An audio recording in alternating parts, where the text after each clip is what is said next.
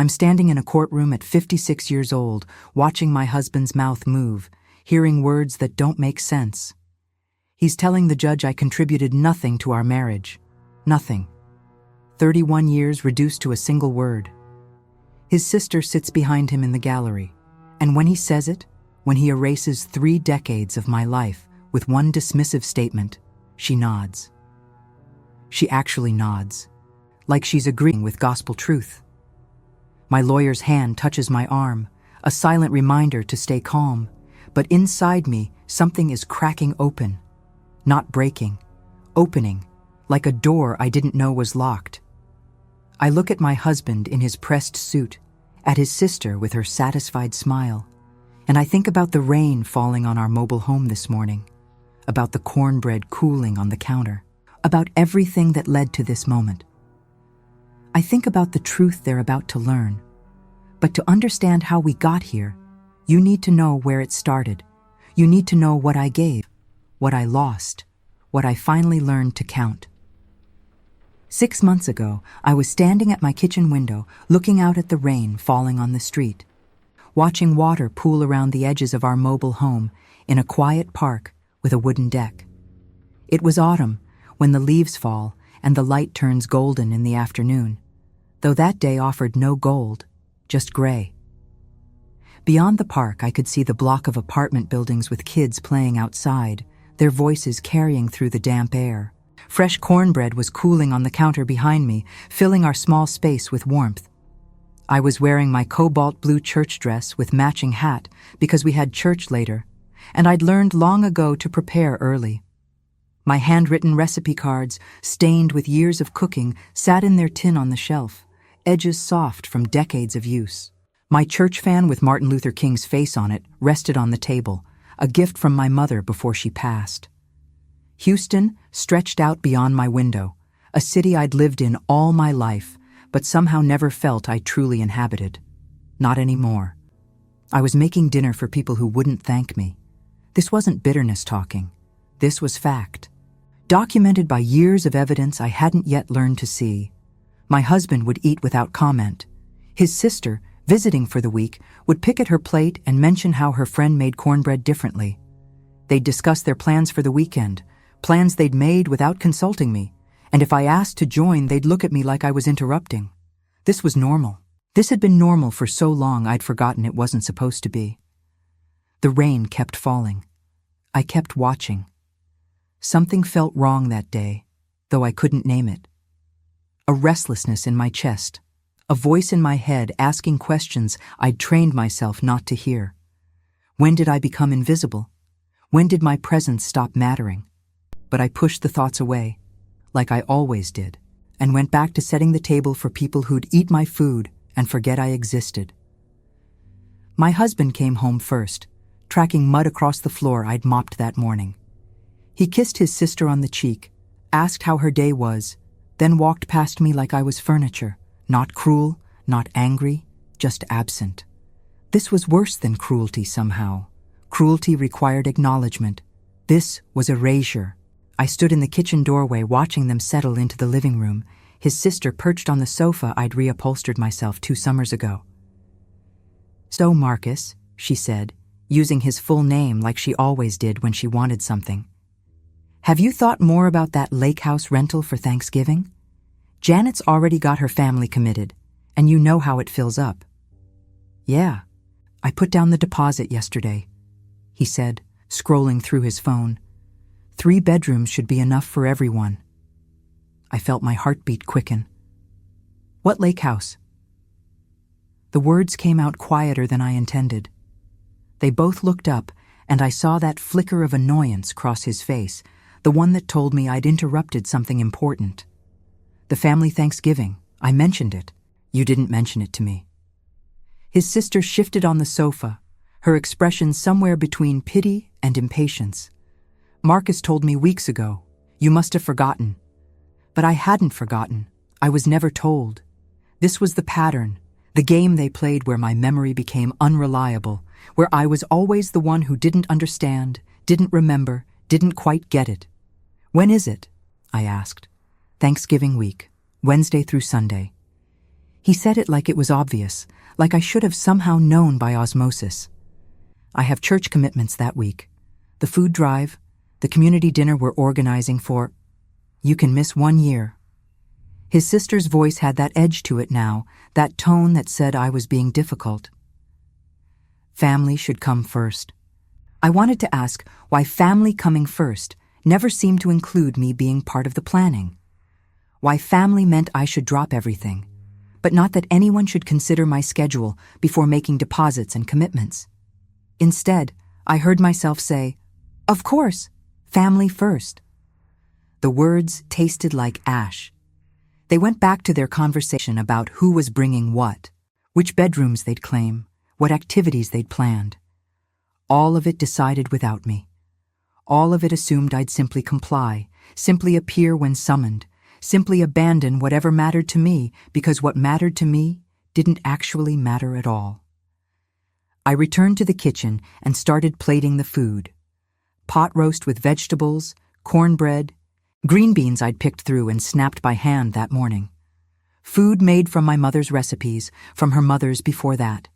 I'd spent 4 hours preparing this meal, and they'd spend 15 minutes eating it without really tasting it, without seeing the labor, without acknowledging that someone had stood here and created this with care. When I called them to dinner, they came in still laughing about something his sister had said. They sat down, and he immediately reached for the serving spoon without waiting, without any kind of acknowledgement.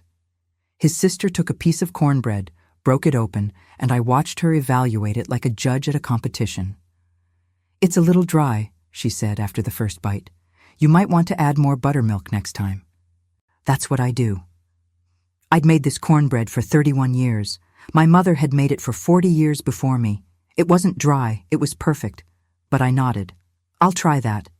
Though really," she continued, "Janet makes this version with honey and jalapenos that's just incredible. So moist. She got the recipe from some cooking show." She looked at my husband. "Remember when we had it at her barbecue last summer?" "That was good," he agreed, his mouth full. "Last summer, the barbecue I hadn't been invited to. I'd been visiting my cousin that weekend, the one who'd just lost her husband, and when I came back, he'd mentioned it casually, like it was natural that his family would gather without me, like my absence was so normal it didn't warrant explanation. I ate in silence while they talked about people I barely knew, events I hadn't attended, memories I wasn't part of. At one point, his sister told a story about their nephew's graduation party, laughing about something that had happened. I'd been at that party. I'd helped set up, had spent 2 hours in the kitchen preparing side dishes. But in her story, I didn't exist. She talked about who said what, who did what, and somehow edited me out completely, like I was never there at all. "I was there," I said quietly when she finished. "I remember that." She blinked at me, momentarily thrown. "Oh, were you? I don't remember seeing you much. I was in the kitchen most of the time." "Well, that explains it." She smiled, and there was nothing overtly cruel in it, but the dismissal was complete. Of course I was in the kitchen. Of course I wasn't part of the real gathering. That's where I belonged, invisible, serving, present but not seen. After dinner, they retreated back to the living room. I cleaned the kitchen alone, scraping plates, washing dishes, wiping down counters. Through the doorway, I could hear them laughing, their voices warm and animated. I wondered what it would feel like to sit in there with them, to be included in that warmth. I wondered when I'd stopped being someone who deserved that kind of inclusion. The food drive I'd mentioned, the one I was coordinating at church, would serve 300 families that week. I'd been planning it for 6 months, had recruited volunteers, had organized donations and distribution schedules. It mattered. It mattered to those families, and it mattered to me. But I knew already that I'd cancel my commitments. I'd go to that lake house. I'd cook for everyone there too, probably, and clean up after them. And they'd make plans around me and forget I was there until they needed something. Because that's what I did. That's what I'd been doing for 31 years. If you're listening to this and feeling something twist in your stomach, stay with me. Because what I'm about to tell you isn't just my story. It's a warning. It's a map. And it might be your story too. The exclusion started so gradually, I didn't notice I was drowning until water filled my lungs. Family dinners where conversations flowed around me, but never to me. His sister would tell stories about their childhood and leave me out of the memories I'd been present for, reshaping history until I was a ghost haunting my own life. When I'd try to speak, they'd wait with visible impatience for me to finish, then continue talking as if I'd never opened my mouth. Playing dominoes with friends from church was the only place I felt seen anymore, the only place my words carried weight. My church friends would say how lucky my husband was, and I'd smile and agree, because disagreeing meant admitting something I wasn't ready to face. The silent treatment became his favorite weapon. Days would pass without him speaking to me, sometimes weeks. I'd ask what I'd done wrong, and he'd look at me like the question itself was offensive. His sister would visit, and they'd laugh together in the living room while I cleaned the kitchen alone, and if I tried to join them, the laughter would stop. Not because I'd said something wrong, because I'd dared to exist in their space. I remember one particular week when he didn't speak to me for 9 days. 9 days of silence so complete it felt like physical violence. I'd wake up and try to start conversation over coffee. Nothing. I'd ask about his day when he came home. Nothing. I'd sit next to him on the sofa and try to watch television together. He'd get up and move to the bedroom. On the 9th day, I finally broke down and asked him to please tell me what I'd done wrong, what I could fix, how I could make this right. He looked at me with something like contempt and said, "You really don't know?" But I didn't know. There was nothing to know. That was the point. The silence wasn't punishment for something I'd done. It was a reminder that my emotional well-being was his to control, to grant or withhold at will. I told myself stories to survive this. I convinced myself they needed me, that I was holding everything together. Who would remember his mother's birthday? Who would send cards to all those cousins? Who would keep the house, cook the meals, manage the bills they claimed we didn't have money to pay? I made myself indispensable because being needed felt safer than being wanted. Being needed meant I had value. Being needed meant I couldn't be discarded. Do you see what I was doing? Do you hear the lie I was telling myself? I was trading my dignity for the illusion of security. I was accepting erasure because I thought it was love. The sacrifice came in pieces, small enough that I didn't see the pattern until it was too late. My grandmother's wedding ring, sold to pay for his truck repair. The china cabinet my mother left me, given to his sister because she admired it and he said it would keep peace in the family. Every time I protested, I was told I was being selfish, materialistic, unwilling to put family first. So I stopped protesting. I signed over the mobile home I'd inherited from my aunt, putting it in both our names because that's what married people did. Except somehow it became his mobile home, his property, his decision what happened to it. My handwritten recipe cards were the only inheritance I managed to keep, and only because they didn't think paper had value. They were wrong. Those cards held my mother's voice, my grandmother's wisdom, proof that I came from somewhere, that I mattered to someone once. The money disappeared in ways I couldn't track. My savings account from before we married, built carefully over years of work, emptied to invest in his brother's business. The business folded within a year. No apology, no repayment, just a shrug and a comment about how business was risky. The 3 jobs I worked simultaneously to keep us afloat while he built his career were never mentioned, never acknowledged. It was as if that time didn't exist, as if the money had simply appeared and then vanished without my labor, my sacrifice, my exhaustion mattering at all. I look back now and I see myself so clearly. A woman convincing herself that giving everything meant she was loving well. A woman who'd learned to shrink so small she barely cast a shadow. A woman who'd forgotten she was supposed to take up space. But here's what you need to understand. The forgetting wasn't my fault. It was the point. That's what emotional abuse does. It teaches you to erase yourself before anyone else has to. The morning the truth arrived, I was at the grocery store on a Tuesday afternoon, picking through produce and thinking about nothing in particular. A woman approached me, maybe 40, professional looking, carrying herself like someone with purpose. She was wearing a gray blazer and had her hair pulled back in a neat bun, the kind of woman who looked like she made decisions that mattered. "Excuse me," she said, and her voice was quiet, careful. "Are you Mrs. Thompson?" I turned, surprised. I didn't recognize her. "Yes?" She glanced around like she was checking who might be listening. "I'm Sarah Mitchell. I'm a paralegal at Henderson and Associates." She paused, weighing something. "I worked on a case that involved your husband's business dealings about 3 months ago." My hands tightened on the shopping cart. Something in her tone made my stomach drop. "Okay?"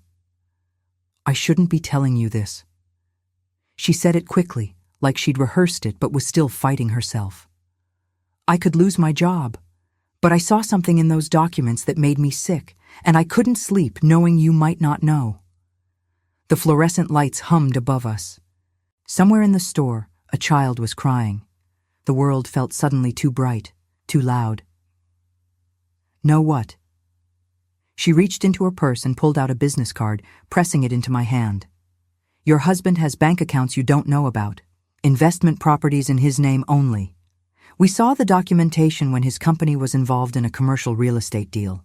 The way everything was structured, it was clearly intentional.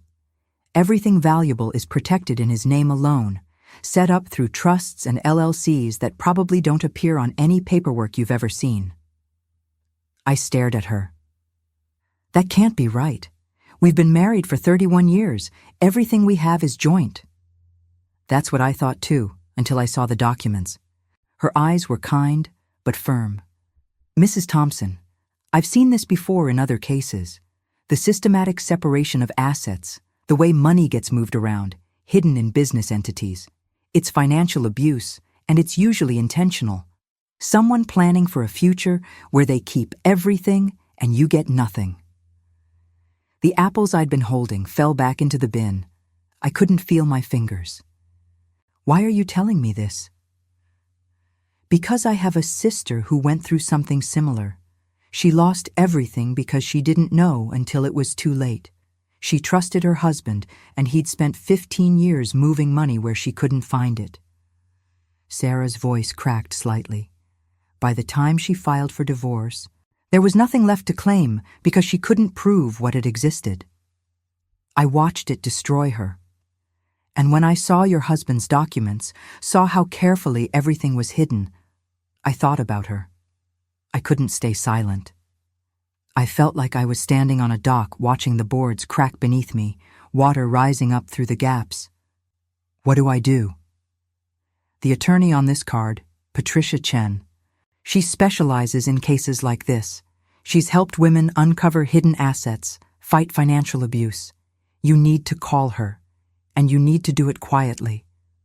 Don't tell your husband you know anything. She glanced around again, nervous. "Get copies of everything you can find. Bank statements, business documents, tax returns, deeds, titles, anything with his name on it. If he keeps a home office, search it when he's not there. If he has a safe, find a way into it. Build your evidence before he knows you're looking. He'll notice he won't if you're careful. Men like this, they underestimate their wives. They think you're not paying attention, not smart enough to see what they're doing." She squeezed my hand, the one holding her card. "Prove him wrong. Document everything. And call Patricia." She walked away then, disappearing down the cereal aisle like an angel who delivered a message and had no reason to stay. I stood there holding a business card and a bag of apples, and the world tilted sideways. This stranger was telling me what I'd known but couldn't admit. The financial abuse was real. The erasure was intentional. The man I'd spent 31 years building a life with had been systematically stealing from me while making me believe I was the problem, the burden, the one who contributed nothing. I looked down at the card. Patricia Chen, attorney at law, family law and financial litigation. There was a phone number, an email address, proof that this was real, that I wasn't imagining it, that someone else saw what I'd been too afraid to see. I want you to hear this part clearly. That paralegal didn't know me. She had no obligation to help me. She risked her career to tell a stranger the truth. Sometimes salvation comes from the most unexpected places. Sometimes God sends angels in the form of women who've seen too much injustice to stay silent. Sometimes the person who saves you is someone who simply couldn't look away. I drove home in the rain, my hands shaking on the wheel. The mobile home looked different when I pulled up, like I was seeing it for the first time. This place I'd inherited, this property that should have been mine, had become his through a series of small thefts I'd been too trusting to recognize. The wooden deck I'd paid to repair, the new roof I'd saved for, all of it claimed by a man who told everyone, including me, that I contributed nothing. That night, I sat at my kitchen table with my handwritten recipe cards spread around me like evidence. These cards, stained with years of cooking, held recipes my mother had given me, my grandmother before her. They represented generations of women who'd fed their families, who'd created warmth and nourishment and love through the simple act of cooking. And I thought about how my husband ate my food every day, food made from these recipes, these heirlooms, and never once thanked me, never once acknowledged that feeding someone is labor, is love, is a contribution that matters. I started doing math, real math, the kind that hurts. 31 years of marriage, 3 jobs I'd worked simultaneously to keep us afloat while he built his business, $17,000 from my inheritance, given freely, never repaid. 42 family gatherings where I cooked for everyone and cleaned up alone while they laughed in the other room. Countless nights of silent treatment, each one a small death of dignity. 0 apologies, 0 appreciation, 0 acknowledgement of my existence beyond what I could provide. The numbers didn't lie, even when he had. I'd given everything. I'd received nothing but erasure. Have you ever done this math? Have you ever sat down and counted what you gave versus what you received? Not just money, though money matters, but time, energy, dignity. The parts of yourself you surrendered because you thought that's what love required. Try it. Get a piece of paper. Write it down. The truth lives in numbers because numbers don't have feelings that can be manipulated. Numbers don't gaslight. Numbers just are. That paralegal, Sarah, called me 3 days later. I'd been staring at Patricia's business card for 72 hours, too scared to dial. When my phone rang with an unknown number, I almost didn't answer. Mrs. Thompson, it's Sarah Mitchell. I wanted to check if you'd called Patricia yet. I haven't. I'm not sure I can do this. I understand. It's terrifying, but I need you to understand something. Her voice was gentle but firm. I've seen what happens when women wait. When they give these men more time to move assets, to hide money, to prepare. Every day you wait is a day he has to protect himself, and if he suspects you know something, he'll move faster. He doesn't suspect anything. Are you sure? Has anything changed in his behavior? Is he suddenly more interested in financial documents? More secretive with his phone? I thought about it. Just yesterday, he'd been in his office with the door closed for hours, which wasn't unusual, but I'd heard him on the phone speaking in that low, careful tone he used for business calls he didn't want overheard. Maybe? I don't know. Call Patricia today, please, even if you just meet with her to understand your options. You don't have to file for divorce tomorrow. You just need to know what you're dealing with. So I called, and Patricia changed everything. She told me to bring whatever documents I could find, but not to do anything that would tip him off. She told me not to tell anyone I was coming. She told me to be smart, so I was. I started gathering evidence. Every bank statement I could find, every deed, every title, every receipt hidden in drawers and boxes. I made copies of his business records when he left them on the desk, documents I wasn't supposed to see, but had every right to know existed. I photographed the contents of his safe when he forgot to lock it one morning, my hands steady even as my heart raced. That morning with the safe was the moment I knew I was really doing this. It was a Saturday, early, and he'd gotten up before me to go golfing. He'd been in a rush, irritated about something, and I heard him leave without the usual ritual of checking locks and closing his office door. I waited 10 minutes after his car pulled away, my heart hammering so hard I could hear it in my ears. Then I crept into his office. The safe was behind a painting of his grandfather, a detail so cliché it would have been funny if I wasn't so terrified. It was open just a crack, the door not fully closed.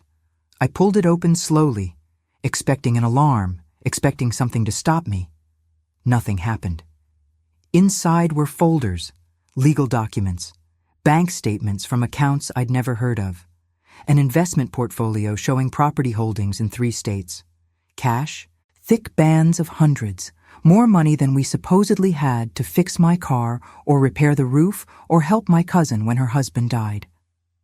I photographed everything with my phone, my hands shaking so badly some of the pictures came out blurry. I had to retake them, forcing myself to breathe slowly, to be methodical. There was a folder labeled Divorce Contingency. I almost didn't open it. Part of me didn't want to know, but I did. Inside was a document from an attorney, dated 2 years ago, outlining asset protection strategies in case of divorce. 2 years ago. We'd been planning our anniversary trip 2 years ago. I'd been cooking his meals and managing his mother's care schedule and believing we were building a life together. And he'd been planning for the end, making sure that when it came, he'd keep everything. I documented every conversation after that, every lie, every contradiction. When he told me we couldn't afford to fix my car, I wrote down the date and later found the receipt for his new golf clubs. When his sister said I was imagining the exclusion, I recorded the family dinner where they planned a trip without mentioning my name once. I kept a journal hidden in my closet, documenting dates, times, what was said, who was present. I built my case 1 page at a time, and I did it while still cooking his meals and ironing his shirts and pretending nothing had changed. This is what survival looks like sometimes. This is what strength requires. Not confrontation, not rage, just patient, methodical documentation of the truth they thought I'd never see. My church fan with Martin Luther King's face on it sat on that table every day while I worked, a reminder that justice delayed isn't justice denied, that freedom requires fighting for it, that dignity is worth protecting. The attorney I met with was named Patricia, and she looked at my documentation with something like awe. Most people, she told me, came to her with feelings and memories. I came with evidence. Photographs of bank statements showing accounts in his name only. Copies of property deeds I wasn't supposed to know existed. That folder about divorce contingency. Proof that this had been planned. The recording of the family dinner where they planned a vacation without including me. Their voices casual and comfortable in their exclusion. She asked me to tell her everything, and I did. The years of emotional abuse, the financial theft, the systematic erasure.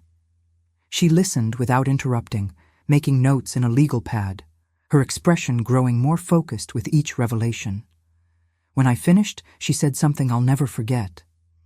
She looked up from her notes, and her eyes were fierce. He's going to regret underestimating you. They always do. We filed for divorce on a Monday morning. My husband received the papers at work, and that night when he came home, he was furious. Not hurt, not sad. Furious that I dared to disrupt his comfortable life. He slammed the papers down on the kitchen table, his face red. What the hell is this? It's exactly what it says it is. Have you lost your mind? After everything I've provided for you, this is how you repay me? Everything he'd provided. Like I was a child dependent on his generosity, not a partner who'd built half of everything he claimed as his alone. I want a divorce. You don't just get to decide that. We're married. You made a commitment. So did you. And you broke it a long time ago. His sister called 20 minutes later. I let it go to voicemail. She left a message, her voice shrill with rage, saying I was embarrassing the family, that I was being selfish and vindictive, that I'd regret this. She called back 4 more times that night. I blocked her number. They both told me I was being irrational, emotional, that I'd regret this. But their anger just confirmed what I already knew. They were scared. Because for the first time in 31 years, I wasn't backing down. The months leading up to the hearing were the loneliest of my life. His family turned on me completely. Church friends, confused by the situation, stopped calling. Some sided with him, believing his version where I was a bitter wife, destroying a good man for no reason. Others just avoided the situation entirely, uncomfortable with the messiness of it. I'd spent decades making myself indispensable to everyone else, and now I discovered how few people actually cared about me for myself. But I had Patricia. I had Sarah. The paralegal who called every few weeks to see how I was doing, who'd send me text messages saying, "Stay strong, and you've got this." And I had something I'd lost years ago and was finally reclaiming, my own voice. I started turning off my phone and not answering to anyone. Some days I'd leave it in a drawer and go for walks in the neighborhood, past the block of apartment buildings with kids playing outside, and I'd remember what it felt like to exist without someone monitoring my every move. The silence was mine now. Chosen. Precious. I'd spent so long being available, being needed, being on call for people who treated my time as worthless. Now I was learning that my time belonged to me, that my life belonged to me, that I could just be, without justifying my existence every moment. One afternoon, I walked for 3 hours, no destination in mind, and when I came back, my phone had 17 missed calls, all from him, from his sister, from his mother, demanding to know where I was, what I was doing, why I wasn't answering. I listened to the voicemails and heard the progression from concern to anger to accusation. How dare I worry them? How dare I be unreachable? As if I owed them constant access to me even now, even after everything. I deleted the messages and didn't call back. It felt like rebellion. It felt like freedom. The hearing was scheduled for a Thursday morning in November, autumn in Houston, when the leaves fall and the light turns golden in the afternoon. I woke up early and put on my cobalt blue church dress with matching hat, the same outfit I'd worn to so many services where I'd prayed for the strength to keep going. This time, I was praying for the strength to stop accepting, to stop excusing, to stop erasing myself. Patricia met me outside the courtroom. She squeezed my hand and said, "Remember, we have the truth on our side. That's all we need." We walked in together. My husband was already there with his attorney, looking confident and calm in his best suit. His sister sat behind him in the gallery, her face set in righteous disapproval. They'd convinced themselves this hearing was a formality, that I'd come to my senses and withdraw the filing, that I'd remember my place and go back to being invisible. They'd underestimated me one last time. The judge was a woman in her 60s, Judge Morrison, with steel gray hair and reading glasses perched on her nose. She looked at both parties with an expression that gave nothing away, then called the hearing to order. My husband's attorney spoke first, painting a picture of a difficult marriage where his client had been the primary earner, the responsible party, the one who'd built everything while I'd simply existed in his life. The attorney was a man in an expensive suit, the kind of lawyer who probably charged $500 an hour to make men like my husband sound like victims. "Your Honor, my client has been the sole provider throughout this marriage. He built a successful business from the ground up while Mrs. Thompson chose not to pursue employment. He purchased their home, maintained all assets, and provided a comfortable life. Now, in what appears to be an emotionally driven decision, she seeks to claim half of everything he's worked for." I felt Patricia tense beside me, but she stayed quiet. We'd discussed this, They'd try to paint me as a non-working spouse living off his success. We had evidence that told a different story. When the judge asked about asset division, my husband leaned forward and said it clearly, confidently, like he believed it with his whole heart. Your Honor, she contributed nothing to this marriage. Nothing. I built everything we have. The business, the properties, the investments. She stayed home. She contributed nothing. I watched his sister nod. I watched her agree with my erasure. And I felt that thing inside me that had been cracking open finally break free completely. Not rage, clarity, pure crystalline clarity about what I was dealing with and what I was going to do about it. Patricia stood up. Your Honor, if I may present evidence to the contrary. What happened next felt like watching dominoes fall, each piece of evidence revealing another lie. Patricia began with the bank records. Your Honor, these statements show regular deposits from Mrs. Thompson dating back 31 years. These deposits came from multiple jobs she worked simultaneously while Mr. Thompson was building his business. She handed copies to the judge and to opposing counsel. You'll note deposits from Sacred Heart Hospital, where she worked as a nursing assistant, from Miller's Elementary, where she worked cafeteria services, and from an evening cleaning service. These deposits were substantial and consistent.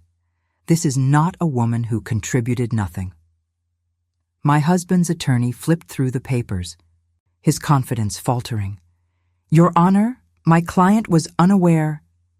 He was unaware of deposits into their joint account? Patricia's voice was sharp. The account he had full access to? The account he withdrew from regularly?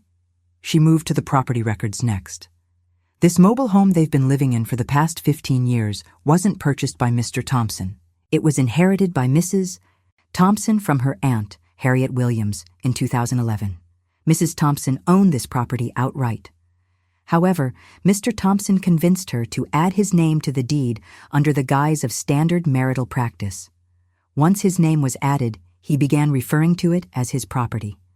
He made decisions about renovations without her input. He threatened to sell it during arguments. He took something that was hers and claimed it as his own. The judge looked up from the documents, her expression hardening. Is this accurate, Mr. Thompson? He shifted in his seat. It was a marital asset. That's normal. It was her inheritance, Patricia countered, obtained before the marriage. Texas is a community property state, Your Honor, but inherited property remains separate unless commingled. Mrs. Thompson was coerced into adding his name through systematic emotional manipulation. She presented the business documents next. Here's where it gets truly egregious, Your Honor. Mr. Thompson claims he built his business alone. But these incorporation documents from 2008 tell a different story. She handed over papers that made my husband's face go pale. Mrs. Thompson is listed as co-founder and initial investor. She provided $17,000 from her personal savings to help start Thompson Logistics Solutions. That money was never repaid. She was never compensated. And over the years, her name was quietly removed from official documents. By 2015, she'd been erased from her own company. Your Honor, that was a gift, his attorney tried. Spouses invest in each other's businesses all the time. A gift requires informed consent and no expectation of return. This was presented as an investment in their shared future. Mrs. Thompson has emails and messages from that time discussing profit sharing and future plans. This wasn't a gift. It was theft. Patricia called witnesses. Neighbors testified about watching me work 3 jobs, seeing me leave at 5 in the morning and return late at night, exhausted. Church friends testified about the woman they'd known before the marriage, vibrant and confident, and the woman I'd become, withdrawn and diminished. They testified about gatherings where I'd been excluded, about the way my husband's family treated me like I didn't exist. Then Sarah Mitchell took the stand, the paralegal who'd started this all.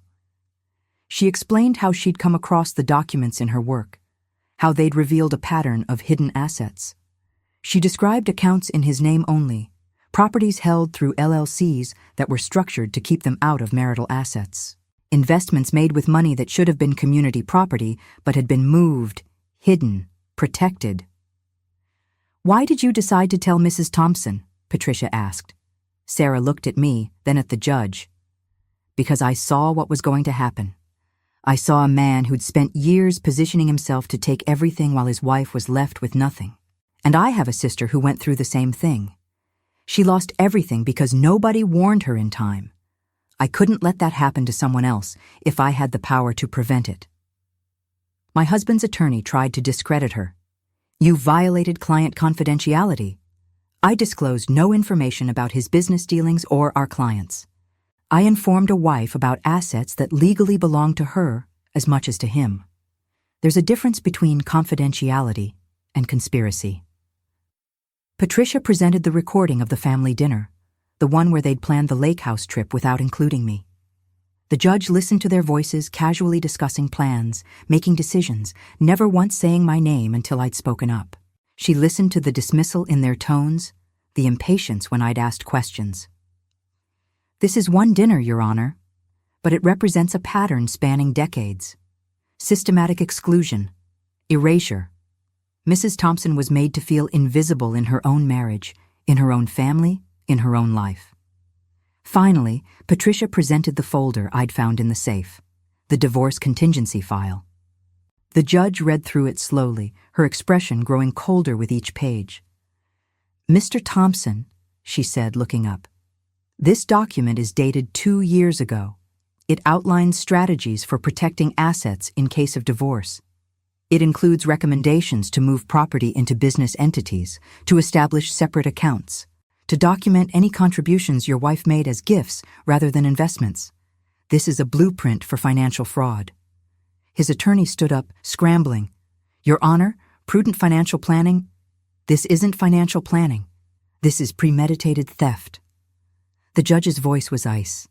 Mr. Thompson knew this marriage was likely ending, but rather than address it honestly, rather than work toward an equitable solution, he spent 2 years hiding assets and positioning himself to claim his wife contributed nothing when he knew that was a lie.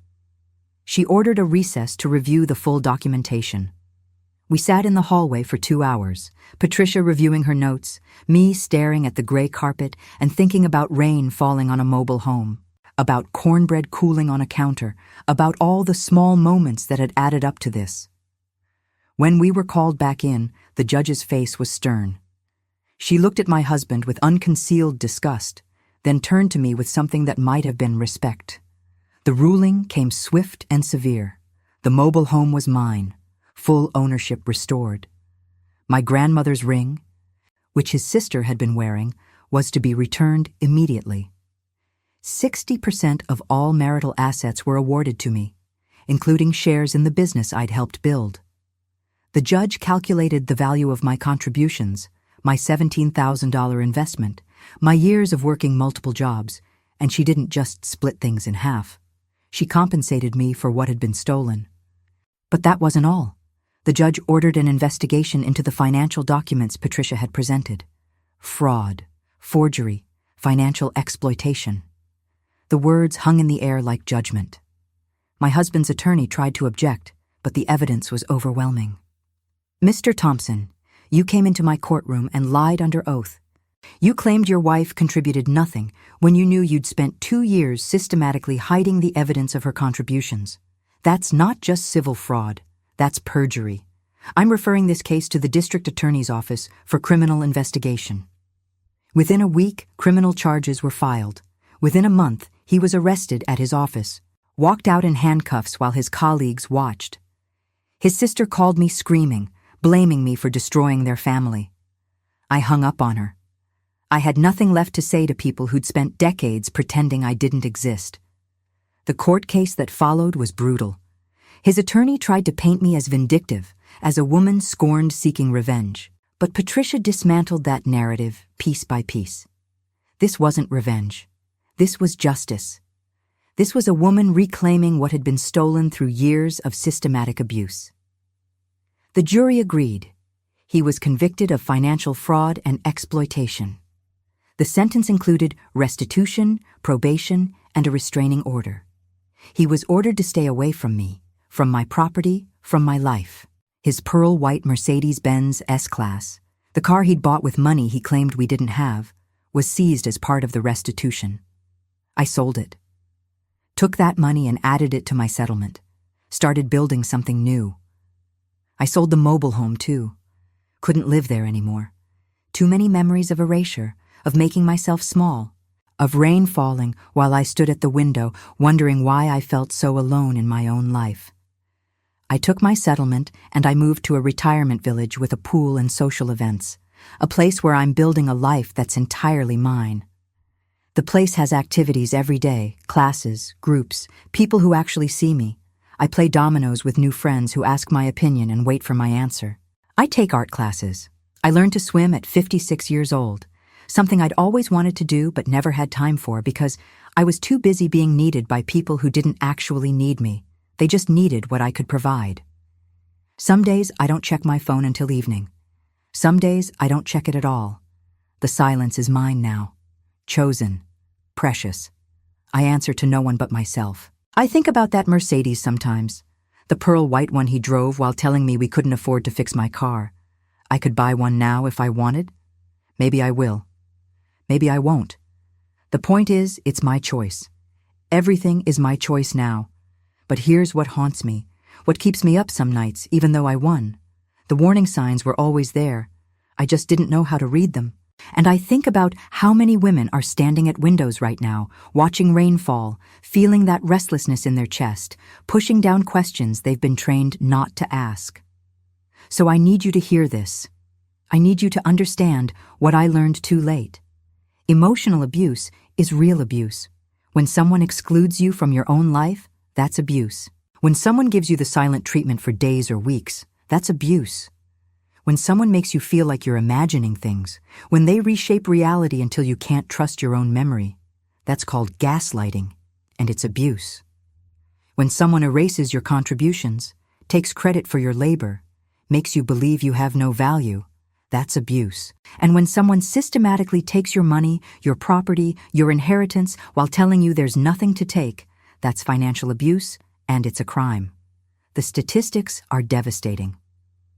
Research from 2014 showed that almost 4 in 10 seniors have experienced verbal abuse. Think about that. 4 in 10. Look around at the women you know over 50. Statistically, almost half of them have been verbally abused. And research indicates that 9% experienced sexual abuse. These numbers aren't abstract. They're your neighbors, your church friends, your relatives. They're real women suffering in silence because they've been taught that keeping peace is more important than protecting themselves. We're taught from childhood to be accommodating, to put family first, to suffer quietly, to make ourselves smaller so others can feel bigger. We're taught that sacrifice is love, and that if we just give enough, try hard enough, shrink small enough, we'll finally be valued. But here's the truth they don't teach us. Erasure is abuse. Exclusion is abuse. Being made to feel like nothing is abuse. And no amount of giving will make someone value you if they've decided you're worthless. If you're listening to this and seeing yourself in my story, I need you to do something. Tonight, when you're alone, get a piece of paper. Write down what you've given versus what you've received. Not just money, though money matters, but time, energy, dignity, peace. Write down every time you've been told you're too sensitive, every time you've been excluded from decisions about your own life, every time you've been given the silent treatment, every time someone has taken something that was yours and called it shared sacrifice. Do the math, and if the numbers don't add up, trust them over the lies you've been told. Here's what I wish someone had told me 30 years ago. Being needed isn't the same as being valued. Making yourself indispensable to people who don't appreciate you isn't love, it's self-abandonment. And the person whose needs matter most in your life should be you. Start documenting everything. Bank statements, titles, deeds, conversations where someone contradicts themselves, patterns of behavior.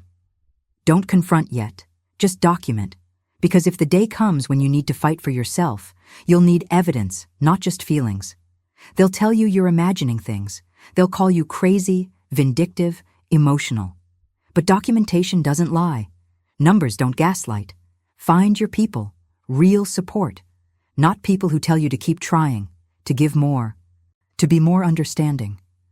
Find people who ask you why you're accepting treatment you'd never tolerate if you saw it happening to someone you loved. That paralegal who approached me in the grocery store saved my life, and she was a complete stranger. Sometimes salvation comes from unexpected places. Sometimes the person who helps you is someone who simply sees injustice and refuses to look away. Be that person for someone else when you can. Break the silence that keeps us all trapped, and learn this word.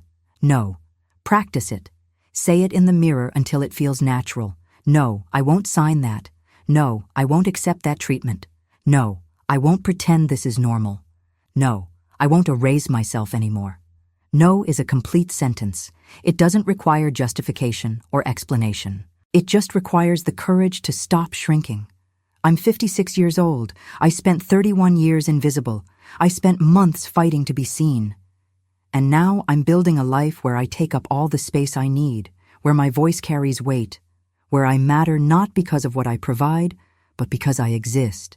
It's terrifying and exhilarating and lonely and free all at once. Some days I miss the comfort of being needed. Then I remember that comfort was a cage. I was never building something beautiful. I was constructing my own prison and calling it love. My handwritten recipe cards still sit in their tin, stained with years of cooking, holding my mother's voice and my grandmother's wisdom. But now when I use them, I'm cooking for myself, for friends who appreciate me, for a life that actually belongs to me. The recipes taste different now, better, like they've been waiting all along for me to finally be present while making them. If you're listening from somewhere that feels like drowning, I want you to know something.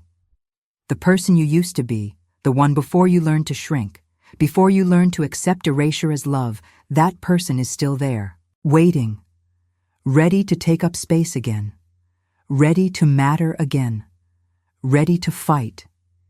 You just have to decide you're worth fighting for. Don't wait until you're 56 and standing in a courtroom listening to someone claim you contributed nothing. Don't wait until a stranger has to tell you you've been stolen from. Don't wait until you've given everything and have nothing left to give. Start counting now. Do the math. And if the numbers don't add up, trust them. Your story matters. You were always there. Make them see you. And if they won't see you, if they can't value you, if they've decided your contributions are nothing, then walk away. Take your recipes and your dignity and your life and walk away. Build something new, something true, something where you're not a ghost in your own story, but the main character, the hero, the one who takes up space and refuses to apologize for existing. I'm asking you now, wherever you're listening from, wherever you are in your own story, comment below and tell me your city. Tell me you're not alone. Tell me you heard this and recognize something.